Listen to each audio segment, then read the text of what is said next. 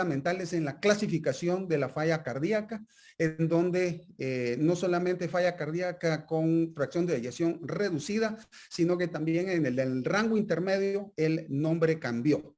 Ya no se dice rango intermedio, según la propuesta de las guías, es de que le llamemos levemente reducida. Solo en los pacientes que tienen falla cardíaca con fracción de eyección preservada son mandatorios la elevación de los péptidos natriuréticos y la enfermedad estructural demostrada, por ejemplo, por ecocardiografía. Ahora bien, en la falla cardíaca con la fracción levemente reducida son útiles, necesarios, pero no mandatorios estos datos. Basado en la evidencia, los pacientes con la fracción de eyección levemente reducida pueden beneficiarse y es una recomendación tratarlos como si fueran con fracción de eyección reducida. La valoración pretest este es el algoritmo de cómo manejar la frecuencia la falla cardíaca, utilizando pues tanto la valoración pretest como los péptidos y la ecocardiografía, siendo que todos, si ustedes pueden ver a la derecha de su pantalla, todos los exámenes son clasificación tipo 1. Los 3 puntos duros estudiados en la mayoría de los estudios hechos con relación a falla cardíaca, los endpoints son disminución de la mortalidad, disminución de las hospitalizaciones general y por falla cardíaca y aumento de la calidad de vida. En el algoritmo terapéutico de la falla cardíaca con fracción de eyección reducida, ustedes pueden ver en su pantalla en verde, siempre estamos de acuerdo que verde es clasificación 1 y todos estamos de acuerdo en que hay que utilizarlos, y la recomendación es utilizar tanto un inhibidor de la enzima de la angiotensina aldosterona, un IECA, o un ARNI, o en su defecto un ARA2, beta bloqueadores, los antialdosterónicos, y la dapaglifosina, los inhibidores del SGLT2, tanto la DAPA como la empaglifosina, que antes eran recomendación 2A, ahora pasan a ser recomendación 1. Y dependiendo de si los pacientes tienen la fracción de eyección reducida y lo ancho del QRS, pues estaría indicado la utilización de un desfibrilador implantable o bien un resincronizador. Si esto no hace que los pacientes mejoren, entonces se pasa a tratamientos de tipo 2A. ¿Qué podemos agregar a esto? Que la prevención primaria con la implantación de un desfibrilador en cardiopatía no isquémica es clasificación 2A. Si es cardiopatía isquémica, pues la recomendación es 1.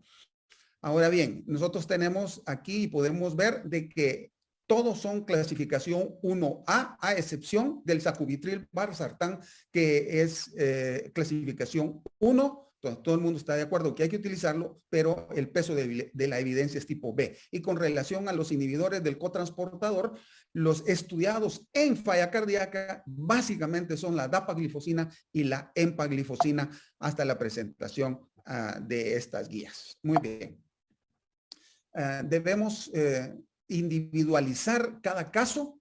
Si bien es cierto, las guías son medicina basada en la evidencia, debemos de hacer el arte de la medicina con la medicina basada en la clínica, y a los que se han dado en llamar los 4 fantásticos, que son los inhibidores de la enzima convertidora o el ARNI, beta bloqueador, antialdosterónicos y los inhibidores del cotransportador, pues deben de iniciarse en forma segura y rápida, pero en una forma con arte. Y aquí ustedes pueden ver, mostrar esta diapositiva, en realidad son los 5 fantásticos porque son 5 mecanismos que vamos a bloquear con los diferentes medicamentos que se van a utilizar.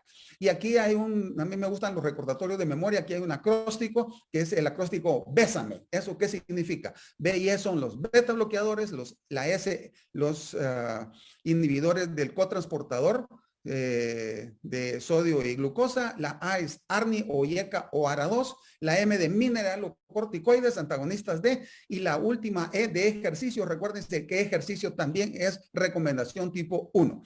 Y en el concepto de cambio de paradigma, que cambiamos la forma de enfocar el tratamiento de inhibición a modulación neurohormonal.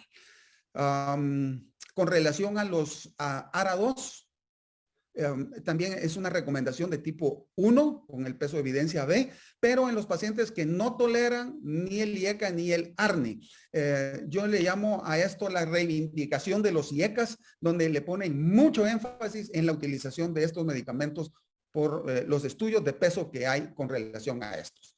¿Qué pasa con los pacientes que son de raza negra, que siguen sintomáticos? Bueno, en ellos pues la utilización de hidralazina E y combinación con isosorbide es una buena recomendación. Y los que no toleran los otros medicamentos, esta sería una buena alternativa. La digoxina se sigue utilizando, ojo, en pacientes sintomáticos, en pacientes que tienen dilatado el ventrículo derecho, que está en clase funcional NIHA 3-4, y en pacientes que puedan tener fibrilación auricular y en pacientes que tienen el ventrículo derecho dilatado. Y que a pesar del tratamiento óptimo siguen estando sintomáticos. La utilización de digoxina no tiene ninguna acción sobre la mortalidad. Es más, hay estudios de que dicen que aumenta la mortalidad, pero disminuye las hospitalizaciones. Y me quiero quedar por último en esta diapositiva con librabadina. Por favor, recordémonos que librabadina, la recomendación no es tipo 1, es tipo 2A y se debe utilizar en pacientes que, a pesar del tratamiento, tienen fracción de eyección menor o igual a 35%, que están en ritmo sinusal. No deben de utilizarse en pacientes que tienen fibrilación auricular porque no funciona, con frecuencias cardíacas de arriba de 70 a pesar del uso del beta bloqueador o cuando no toleran la utilización del beta bloqueador. ¿Qué podemos hablar del vericiguat? El vericiguat, que es un estimulador del receptor de la guanilil ciclasa soluble, y eso va a permitir de que la presencia del óxido nítrico esté más disponible y no va a haber disfunción vascular. Es una buena alternativa en un empeoramiento reciente de un paciente con insuficiencia cardíaca. Clase funcional 2-4, o sea, sintomático, y a pesar del tratamiento óptimo, pues el paciente pues, se puede utilizar este medicamento. Y esto es en base pues al estudio Victoria, en donde hay una disminución del endpoint primario, que es el primer evento cardiovascular, la muerte cardiovascular u hospitalización por falla cardíaca. Es una disminución del 10% del endpoint primario con una P altamente significativa. Con relación a los desfibriladores en prevención primaria, entonces cardiopatía no isquémica ahora es 2A en base al estudio Danish Trial. Y en pacientes en prevención secundaria, pues en pacientes que están recuperados de una arritmia ventricular inestable o cuando se le va a colocar en marcapaso por otra razón. También se recomienda el uso de un resincronizador en pacientes que tienen básicamente el QRS muy prolongado, arriba de 150 milisegundos. El énfasis está hecho aún sin bloqueo de rama izquierda en pacientes seleccionados, pero que están sintomáticos en ritmo sinusal con fracción de eyección menor de 35% a pesar del tratamiento completo. En la nueva clasificación, recordémonos, está la falla cardíaca con fracción de eyección levemente reducida, entre 40 y 49% de FEBI. Aquí lo importante saber es de que no hay estudios importantes prospectivos en este tipo de pacientes. Algunos datos son extrapolados de análisis de subgrupos de estudios con pacientes que tienen fracción de eyección preservada, y aquí no hay evidencia suficiente para recomendar ni el DAI ni el resincronizador. Aquí básicamente la recomendación de tipo 1 es el uso de diuréticos. Todo lo demás, como ustedes lo pueden ver en pantalla, la recomendación es 2B con nivel de evidencia C. En fracción de eyección preservada, el diagnóstico sigue siendo un reto. El diagnóstico empieza con la evaluación clínica de la probabilidad pretest, y el diagnóstico simplificado incluye los síntomas y signos de falla cardíaca. La fracción de eyección tiene que estar arriba, mayor o igual a 50%, y la recomendación es de que tiene que haber evidencias de aumento de la presión de llenado en el ventrículo izquierdo, con aumento de péptidos, y la evidencia objetiva ecocardiográfica, pues todos ya la manejamos, que puede ser la dilatación de la aurícula izquierda, hipertrofia ventricular izquierda, aumento de la masa ventricular y las alteraciones de los péptidos, y se incluye aquí las alteraciones de la presión arterial sistólica en arteria pulmonar mayor de 35 o cuando la velocidad de la regurgitación tricúspide es más de 2.8 metros por segundo. Bien, hasta estas guías, ¿ya? La recomendación de tratamiento de tipo 1 era investigar causas etiológicas y comorbilidades y la utilización de diuréticos. Concomitantemente con esto, la recomendación de bajar de peso y hacer ejercicio para disminuir básicamente síntomas. Pero conjuntamente con estas guías, el 27 de agosto, se presenta el estudio Imperial Preserve.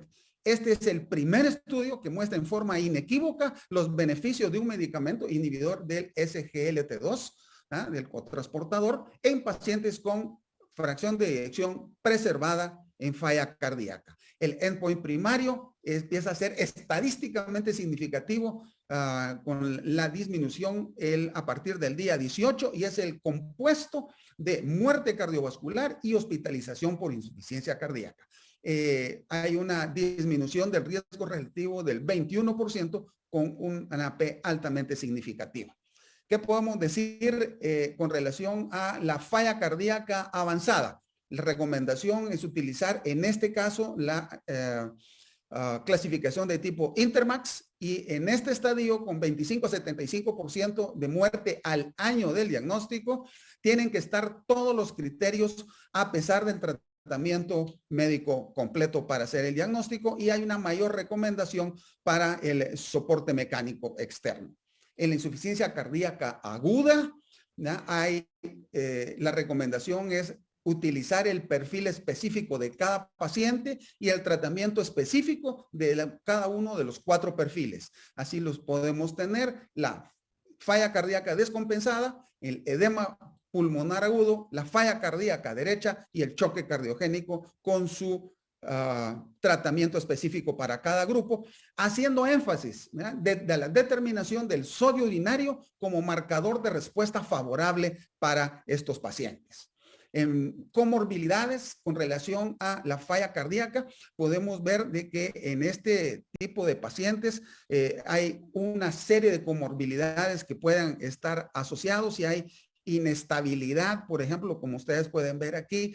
Se debe de actuar en forma importante si es la fibrilación auricular, como en este caso, y es tan frecuente en pacientes con falla cardíaca que hasta el 50%, la utilización de la clasificación CHA2-VASc, que es muy particular con relación a estos pacientes, que es diferente al paciente que no tiene falla cardíaca. Con relación a los pacientes que tienen síndromes coronarios, los pacientes deben ser evaluados cuidadosamente en busca de síntomas y signos del síndrome coronario crónico. Es muy importante. Los pacientes que tienen regurgitación mitral asociada a la falla cardíaca o secundaria a la misma por dilatación del anillo mitral o por insuficiencia del músculo papilar. Hay 2 estudios muy importantes, el estudio MITRA y el estudio COAPT, completamente diferentes los resultados. Por lo tanto, la utilización del clip externo para tratar de resolver la insuficiencia mitral, el clip para poder mejorar a estos pacientes que están con corazones dilatados y frecuencias cardíacas y fracción de eyección muy baja, menores del 50% y hasta el 20%, tienen que llenar para poder utilizar este clip todos los criterios del COAPT para poder tener un resultado favorable. ¿Qué podemos decir con los pacientes que tienen anemia? Lo cual es relativamente frecuente en estos pacientes. Tienen que utilizarse la carboximaltosa ya en estas guías desde que el paciente ya esté hospitalizado. No esperar, porque eso va a ayudar a la mejoría del paciente. En los pacientes que tienen cáncer es muy importante. Hoy en día existe la cardio-oncología, gente entrenada específicamente para ver este tipo de pacientes. Tiene que haber una evaluación cardíaca, cardiovascular completa. Y utilización de los medicamentos. Toda la guía hace mucho énfasis en que deben ser utilizados los medicamentos que están estudiados y aprobados para esto. Los beta bloqueadores, por ejemplo, me llamó muchísimo la atención en estos pacientes. La recomendación, por ejemplo, de los beta bloqueadores, el que más ha estudiado y mejores resultados ha dado es el carvedilol. Concluyendo, Número 1, los pacientes que tienen falla cardíaca con fracción de eyección reducida, iniciar los 5 fantásticos lo antes posible, de forma segura, en base al perfil clínico individualizado, solo los aprobados y teniendo en cuenta que los ARA2 son opcionales, recordándonos del acróstico Bésame para poder utilizar todos y cada uno de estos medicamentos. Disminuye la indicación de DAI en etiología no isquémica. Número 2, los pacientes que tienen fracción de eyección levemente reducida, tener en cuenta que esta es una nueva definición, que la presencia de péptidos y anormalidades estructurales es opcional, pero muy útil y necesaria, y que aquí todos los tratamientos son clase 2B. Con los pacientes que tienen fracción de eyección preservada, la búsqueda activa de la etiología y las comorbilidades que son necesarios los péptidos y buscar anormalidades estructurales y o funcionales y son mandatorias. Aquí los diuréticos es clasificación 1 y la empaglifosina o la dapaglifosina son unas alternativas para la utilización. Recordémonos el estudio Emperor Preserved que está hecho con empaglifosina y que dio los resultados de 21% de disminución del combinado primario. En insuficiencia cardíaca avanzada, la clasificación Intermax y mayor recomendación para la utilización del soporte externo. En la falla cardíaca aguda, el tratamiento según el fenotipo. Recordémonos de la determinación del sodio urinario y la recomendación prealta y seguimiento de todos los